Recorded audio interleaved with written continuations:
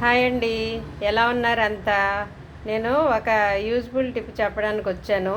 Tip అంటే tip కాదు, మసాలా ఇంట్లోనే తయారు చేసుకుని అది పాడైపోకుండా నిల్వ ఎలా ఉంచుకోవాలో వీడియో చేసి పెట్టమని కొంతమంది అడిగారు. ఇంట్లోనే మనం మసాలా ప్రిపేర్ చేసుకుందాం. బయట మసాలాలు మంచివి కాదు, వాళ్ళు ఏవేవో ఫ్లేవర్స్ కలుపుతూ ఉంటారు. అది అన్హెల్దీ కదా. ఆ బయట మసాలాలు తినడం వల్ల ఆరోగ్యం పాడయ్యి భయంకరమైన క్యాన్సర్ కూడా వస్తుందట, చాలా చోట్ల చదివాము. కాబట్టి మనం సేఫ్గా ఇంట్లోనే తయారు చేసుకుందాం మసాలా. దీనికోసం నేను ఇదిగో చూడండి, 1 కప్పు ధనియాలు తీసుకున్నాను.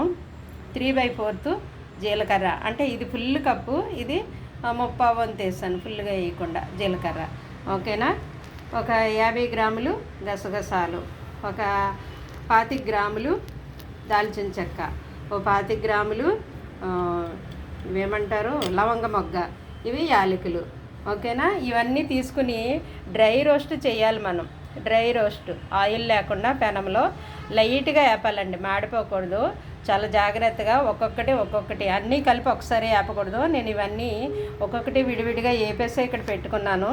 ఇలా మీరు విడివిడిగా ఒక్కొక్కటి వేపేసి మీకు వీలు కుదిరితే కొద్దిగా ఎండలో పెట్టండి. వీలు కుదరకపోతే ఇలా డ్రై రోస్ట్ చేసేసి కొంచెం బాగా చల్లారిన తర్వాత మిక్సీ పట్టి డబ్బాలో వేసుకోండి. అది ఎంత కాలమైనా నిల్వ ఉంటుంది.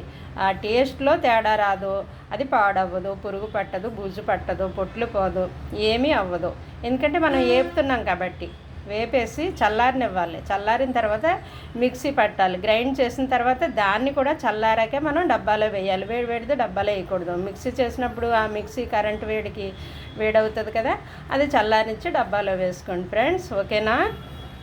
సరే, ఇవి చల్లారాక గ్రైండ్ చేసి ఎలా ఉందో నేను మళ్ళీ చూపిస్తాను మీకు.